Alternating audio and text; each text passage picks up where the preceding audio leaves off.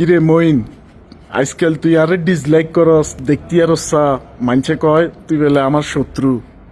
বুঝলাম না কি হইলো। শুনেন ভাই, একটা কথা বলি, মানুষে কইব কিছু কত কিছু কইব বুঝুন না, কিন্তু মানুষে জানে না যে এই মামুন মিয়ার কারণে আমি কোন আন্ডি আছে, এই মামুন মিয়ার কারণে আমি কি খাই, এই মামুন মিয়ার কারণে আমি কি করতেছি, আমি কিভাবে চলতেছে, মানুষে বোঝে না। বুঝেন না, শুধু জ্ঞান দিব যে মামুন এইটা মামুন এইটা, কিন্তু এটা ভুল। মামুন মিয়া আল্লাহ যা করে আমরা নিজেরা কিছু করতে পারবে না, মামুন যেটা করে আল দিকে। তুই কি আসলেই মনের থেকে ঘৃণা করস আমারে মইন? অনেকেই বলছে তুই আমারে ঘৃণা করস মন থেকে। এখন মানুষ কত কিছু করবো, কইছি শুনছি বুঝছি দেখছি, কিন্তু এটা তো ভুল মানুষের, ঠিক আছে? মানুষ এটা জানে না, বুঝে না, পরে বুঝবো আর কি আসলে আমরা মাউন্ট ভাইয়ের লোক আমার কি আর মাউন্ট মিয়া আমার লোকে কি, ঠিক আছে? তো অনেকেই আছে মানে যে তারা বলতেছে যে আসলে মইনকে আপনি যে আপনার সাথে রাখছেন, মইন কি আসলে এটার দাম দিবে আপনাকে, না আপনার মইন আপনার জীবনে ক্ষতি করবে?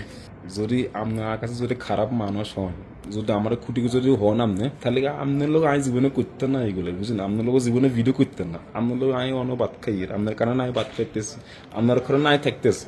তো কত মানুষ আয়া কইব যে মামুন লোক চললে হেইটিব এটা কিন্তু ভুল আন্ডারস্ট্যান্ডিং, ঠিক আছে? আমার আবার জ্ঞান দেয়, ঠিক আছে? এইসব ভিডিও করে তোমার কি বুঝুন, মানে হিংসা করিয়েন না।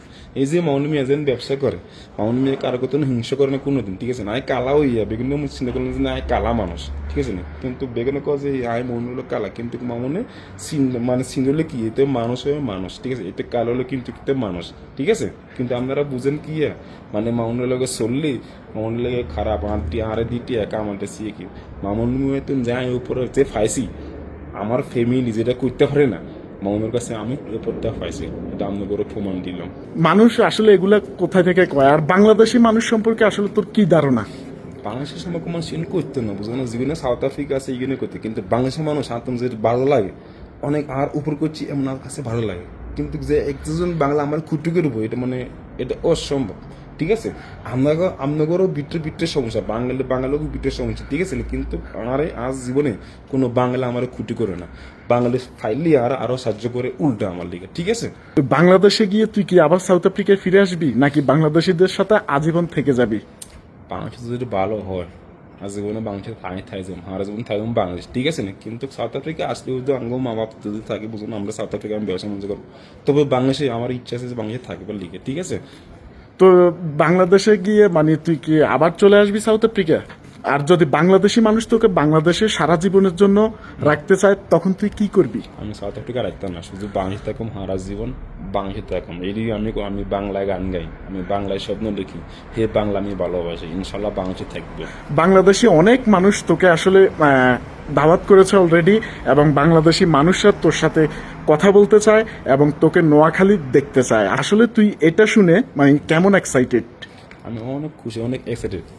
বর্তমানে কত বাংলা আমার কাছে আছে, বাংলাদেশে যারা বড় নেতা, বাংলাদেশে যারা মানে বড় লোক বুঝানো আল্লাহ প্রতি কোনো বড় লোক নেই, যারা মানে বড় লোক যারা মানে কিছু করতে পারে, গরিব যারা করতে পারে না, বড় লোক যা করে সবাই আমার কাছে আছে, চলে, ঠিক আছে?